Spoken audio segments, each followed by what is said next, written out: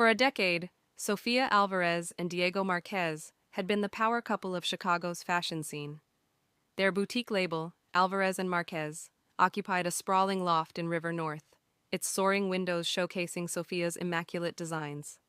Sofia was the face of the brand, willowy, raven-haired with eyes alight for innovation, and Diego, her husband and co-CEO, was the financier extraordinaire, wooing investors with spreadsheets as elegant as Sofia's silhouettes. Their marriage, once an equal partnership strengthened by mutual admiration, now teetered on a precipice.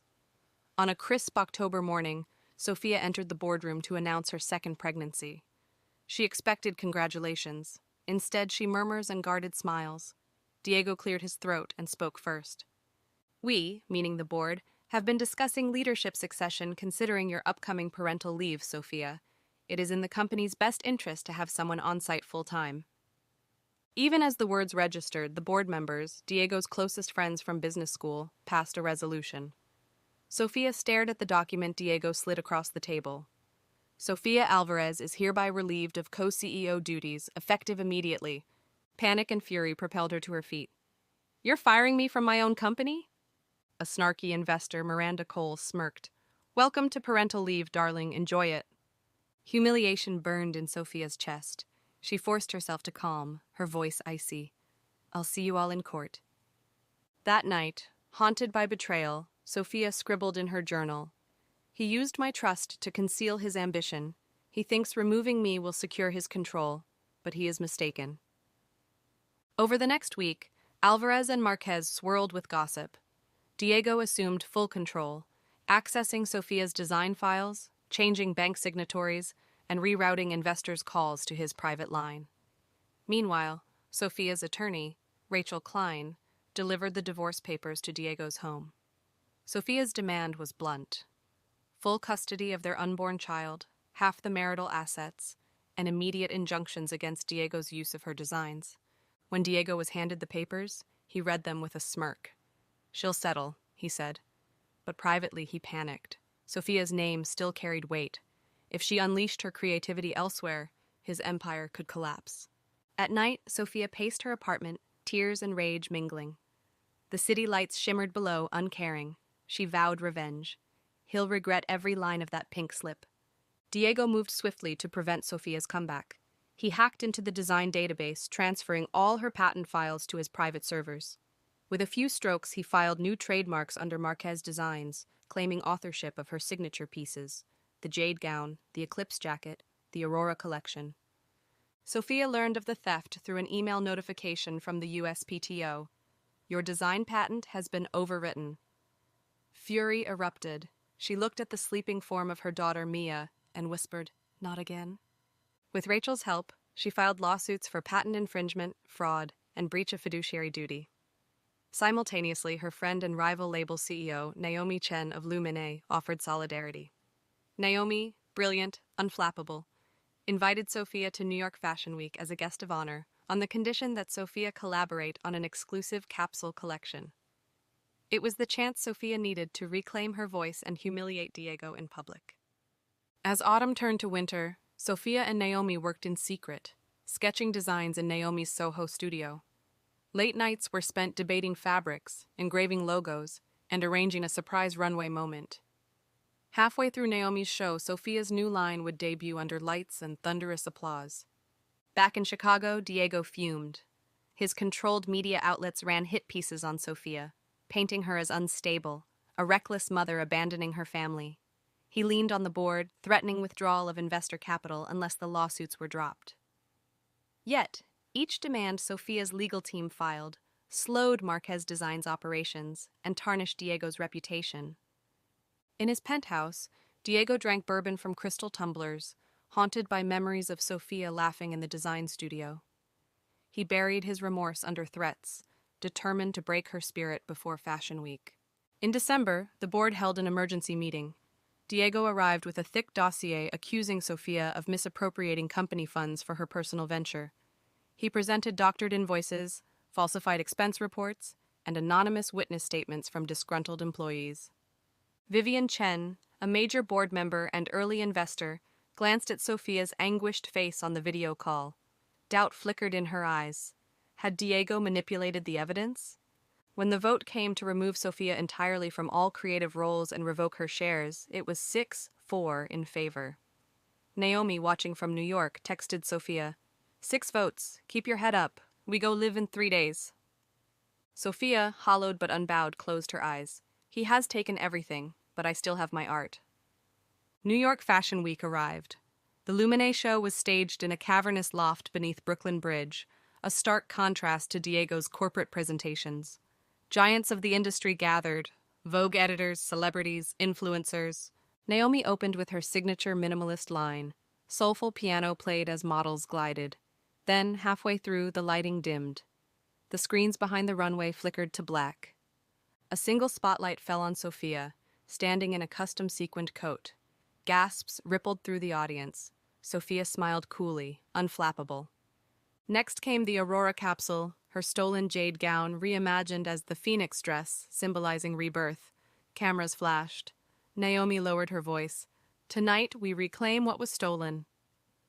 The show ended with a standing ovation. Twitter exploded. #Phoenix dress, #pink slip revenge, #Sofia rises. Daily emails flooded Diego's contacts. "See Sofia Ortiz at NYFW. Her stolen designs have never looked better." Back in Chicago, Diego's phone rang nonstop. His sister, Isabella Marquez, and mother, Luciana, demanded explanations. They had financed his shares and funded expansion. They refused to be associated with fraud.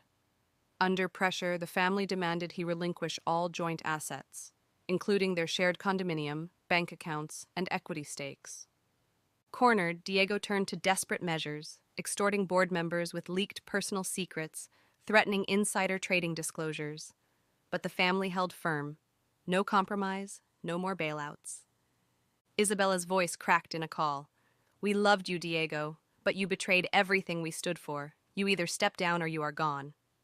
Sofia's lawsuits moved through the courts. Each hearing was a spectacle, her calm poise facing Diego's rage as she detailed the patent theft. Naomi testified as character witness, praising Sofia's integrity. Vivian Chen broke ranks, providing a crucial board transcript exposing Diego's manipulation of invoices. In a pivotal deposition, Elena Wong revealed the true accounting. Falcon Investments, the shell company, Diego's pet project, had funneled 35% of company revenue directly into his offshore trust. Another 15% had paid for the Bali villa he had quietly purchased under an alias for Iris Chen, his mistress. With this avalanche of evidence, the judge granted preliminary injunctions. Diego lost the trademark registrations for Sofia's designs, and Marquez Designs forfeited half its shares to Sofia's trust. The boutique label collapsed under the weight of litigation and investor flight. By March, Sofia's bank account had swelled with settlements, but her spirit wavered. She found solace late nights in her studio, unrolling bolts of chiffon and lace, sketching new silhouettes. Baby Mia gurgled in her mother's arms, offering hope. Naomi visited daily, bringing coffee and words of encouragement. They wanted to break you. Instead, you soared. Sofia's tears reflected the newborn pink sunlight. "I feel hollow. The world I knew is gone." Naomi hugged her. "Then build a new one." In April, Sofia launched ALVAREZ'S New York, a direct-to-consumer line powered by e-commerce and social media. Utilizing her parental leave, she filmed behind-the-scenes videos, sewing prototypes at home, styling Mia in mini mock-ups, sharing her journey from betrayal to empowerment. The campaign, #PinkSlipToPower, resonated widely. Online orders surged. Celebrities posted themselves in Sofia's dresses, praising her resilience.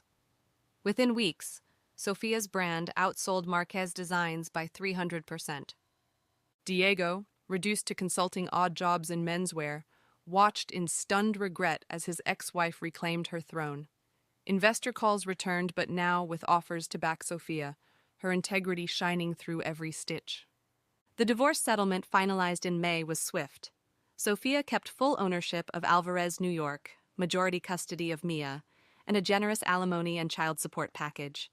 Diego, bankrupt, estranged from family, and facing criminal indictments for fraud, agreed to a plea deal, community service, fines, and restitution payments over 10 years. On the courthouse steps, Sofia greeted reporters. She wore a simple white linen dress she had designed herself, a capsule from the new spring collection. Cameras flashed as she declared, "Today marks the end of a painful chapter and the beginning of a new one. I forgive, but I will not forget. My promise is to build fashion that empowers women to find strength in every seam." That summer, Sophia moved into a sunlit loft above her new flagship store in the West Loop. The space, open concept with raw brick walls, served as both studio and showroom. Long tables held mannequins draped in her latest designs. Walls displayed Mia's finger paintings alongside mood boards for upcoming lines. On opening day, Sophia hosted a garden party on the rooftop terrace. Friends, family, employees, and Naomi's team toasted with Prosecco. Violet hydrangeas and peonies filled mason jars. A string quartet played softly. Vivian Chen arrived, eyes glistening. "You did it," she said. Sophia hugged her. "We did it, together." Elena, now head of Alvarez New York's finance department, clinked glasses. "To integrity and new beginnings." Mia toddled around in a miniature sundress, laughter bubbling. Sophia lifted her into her arms, breath catching at the sight. Diego's name was never spoken. Iris Chen resurfaced in tabloid scoops but faded quickly. In the end, the only legacy that endured was Sophia's, woven from threads of creativity and courage, stitched into every garment she crafted. As the sun dipped below Chicago's skyline, Sophia stood at the terrace's edge, wind tousling her dark curls. She looked at Mia dancing among the guests and whispered, "This is where we belong." And so, from the darkest betrayal, the layoff notice of her own company, Sofia Alvarez built a new empire on honest ground, her spirit unbroken and her future luminous.